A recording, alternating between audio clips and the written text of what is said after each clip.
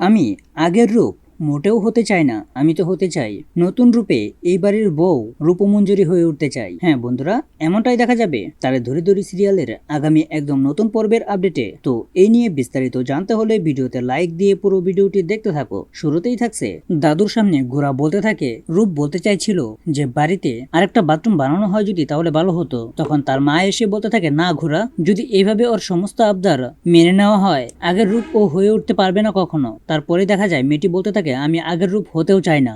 আগের রূপের উপর ঠিক কেমন ভাবে অত্যাচার হতো এটা আমি এখন ভালো করে বুঝতে পারছি। যতই হোক শাশুড়ি মানেই গন্ডগোল। এই কথা শুনে সেখান থেকে সবাই অনেকটা অবাক হয়ে যায়, কিন্তু কি আর করার, তারপরও সবাই নতুন রূপের আবদার মেনে নেয় এবং রূপ থেকে নতুন রূপে রূপমঞ্জরি হয়ে ওঠার চেষ্টাও করছে সে। তো বন্ধুরা, এই নিয়ে তোমাদের মূল্যবান মতামতগুলো কমেন্ট করো, আর এরকম নিত্য নতুন সিরিয়ালের আপডেট পেতে এখনই চ্যানেলটা সাবস্ক্রাইব করো।